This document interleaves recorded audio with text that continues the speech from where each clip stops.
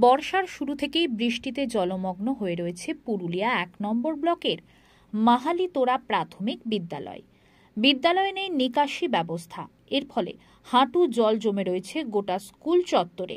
বেশ কয়েকটি ক্লাসরুম এবং মিড ডে মিলের রান্নাঘরে জল ঢুকে পড়েছে মাঝে মধ্যেই। নলকূপগুলি অর্ধেক জলের তলায় চলে গিয়েছে। বাইরে থেকে জল পান করতে হচ্ছে পড়ুয়াদের।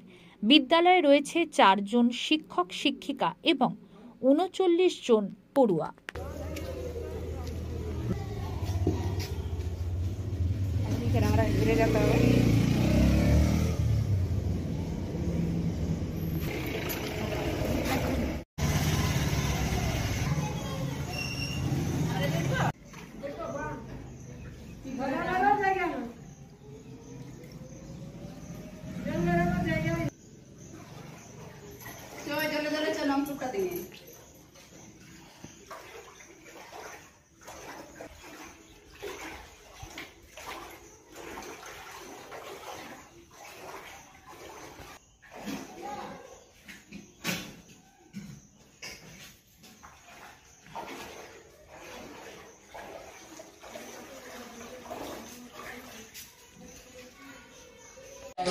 পাঁচবার হলো মানে এটা তিনবার চারবার হয়েছে কতবার আর আমার ভালো লাগে না এর আগেও দুটো আগের আবার বাইরের দিকেও জল জমে আছে তো বাইরের দিকেরটাও বলুন বাইরের দিকেও জল জমে আছে এই রোদ উঠলে আমাদের পট করে আমাদের যেটা বাউন্ডারি ওয়ালটা চলে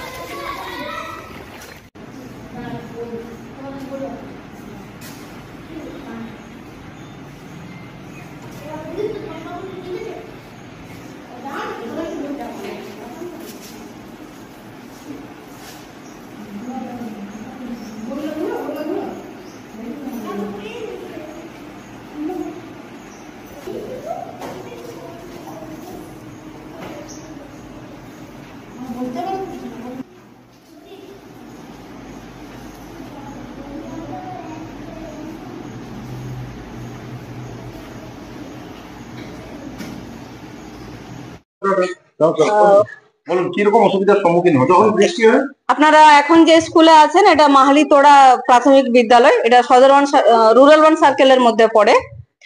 বৃষ্টি পড়লে আমাদের স্কুলটা পুরোপুরি জলমগ্ন হয়ে যায়, বাচ্চাদের আসার অসুবিধা একটা হয়। তবুও আমরা স্কুলের পঠন পাঠন যেটা সেটা স্বাভাবিকভাবেই রেখেছি। আমাদের যতদূর সম্ভব আমরা চেষ্টা করছি, আমরা ঊর্ধ্বতন কর্তৃপক্ষকে ব্যাপারটা জানিয়েছি, তারা আশ্বাস দিয়েছেন যে শীঘ্রই তারা কিছু না কিছু ব্যবস্থা করবেন। এই অবস্থাতে মিড ডে মিল কিভাবে? মিড ডে মিল স্বাভাবিকভাবেই চলছে, মিড ডে মিল বন্ধ হয়নি। আমরা আমাদের একটা ক্লাসরুমকে ফাঁকা করে সেখানে মিড ডে মিল চালাচ্ছি, মিড ডে মিল আমরা বন্ধ করিনি। জমা জলে তো বিভিন্ন রকম রোগ লাগে। জমা জলের জন্য আমরা পঞ্চায়েত থেকে স্কুলে বিভিন্ন রকমের স্প্রে করানো হয়েছিল, আর ঊর্ধ্বতন কর্তৃপক্ষ সবাই এই ব্যাপারে জানেন, আমরা তাদেরকে জানিয়েছি। বলছি এই যে জল জমে যায় সেই সময় তো ছাত্রছাত্রীরা ক্লাসের এই দিক থেকে ওই দিক হতে খুবই অসুবিধা হয়, যেরকম জল জমে। যখন জল জমে যায় তখন পুরো ক্লাসটাকে একটা ক্লাসরুমে বসানো হয়, পুরো স্কুলটা একটা ক্লাসরুমে আমরাকে বাধ্য হয়ে চালাতে হয়। অসুবিধার সম্মুখীন হতে হয়?